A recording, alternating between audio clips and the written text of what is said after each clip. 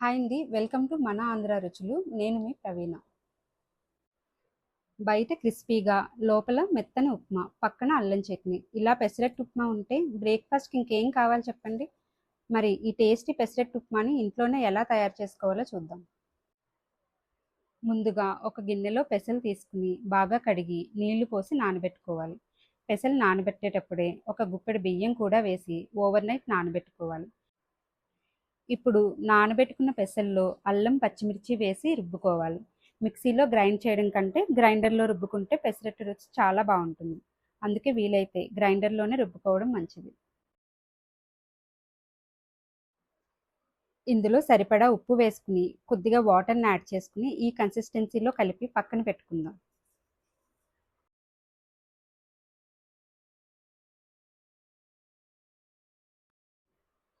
ఇప్పుడు ఉప్మా కోసం అల్లం, పచ్చిమిర్చి, ఒక ఉల్లిపాయని సన్నగా కట్ చేసి తీసుకోవాలి.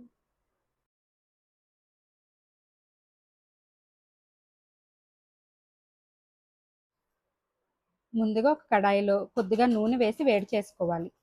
నూనె వేడయ్యాక ఆవాలు, శనగపప్పు, అల్లం, పచ్చిమిర్చి, కరివేపాకు వేసి వేయించుకోవాలి.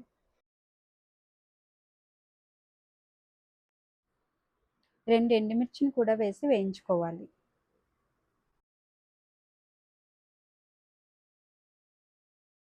ఇప్పుడు సన్నగా తరిగిన ఉల్లిపాయను వేసుకుని మెత్తగా అయ్యే వరకు వేయించుకుందాం. ఉల్లిపాయలు వేగిన తర్వాత ఒక కప్పు రవ్వకి 4 కప్పులు నీళ్లు పోసి సరిపడా ఉప్పును కూడా వేసి మరిగించుకోవాలి. నీళ్లు మరిగిన తర్వాత రవ్వను కొద్ది కొద్దిగా వేస్తూ మరో చేత్తో కలుపుతూ ఉండాలి. ఇలా చేయడం వల్ల ఉప్మాలో గడ్డలు ఏర్పడవు. ఉప్మా మెత్తగా ఉడికిన తర్వాత కొద్దిగా కొత్తిమీరని వేసుకుని స్టవ్ ఆఫ్ చేసుకుందాం. కొద్దిగా నెయ్యి వేసుకుని పక్కన పెట్టుకుందాం. చివరిలో నెయ్యి వేయడం వల్ల ఉప్మాకి సాఫ్ట్ టెక్స్చర్ వస్తుంది. మన ఉప్మా రెడీ అయిపోయింది. ఇప్పుడు అసలు పెసరట్టు తయారు చేద్దాం. ముందుగా దోస పెనాన్ని వేడి చేసుకుని కొద్దిగా నూనె రాసుకోవాలి.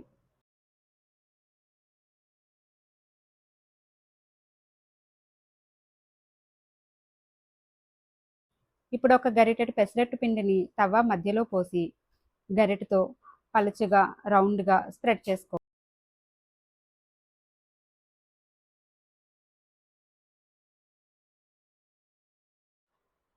దీనిపైన జీలకర్ర, సన్నగా తరిగిన ఉల్లిపాయ ముక్కలు, కొద్దిగా కారం వేసుకోవాలి. కారం ఆప్షనల్ అండి, వద్దనుకుంటే స్కిప్ చేసుకోవచ్చు.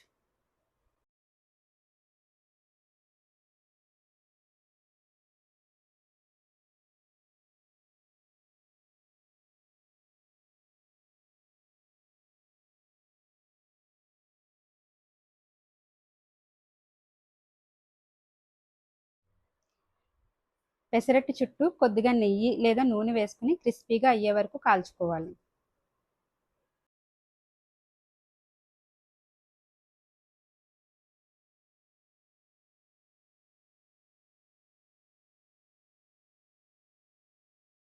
బియ్యం వేయడం వల్ల పెసరట్టు క్రిస్పీగా వస్తుంది. అంతేకాకుండా దోశల పిండి పోసేటప్పుడు పిండి చుట్టుకుపోకుండా ఈజీగా పలుచగా స్ప్రెడ్ అవుతుంది.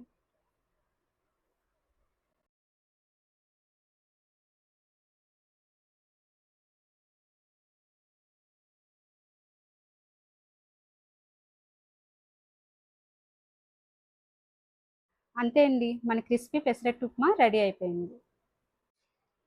ఈ రెసిపీ మీకు నచ్చితే వీడియోకి ఒక లైక్ చేయండి. ఇలాంటి రుచికరమైన సింపుల్ వంటల కోసం మన ఛానల్ని సబ్స్క్రైబ్ చేసుకోండి. మరో మంచి రెసిపీతో మళ్ళీ కలుద్దాం. Thank you for watching.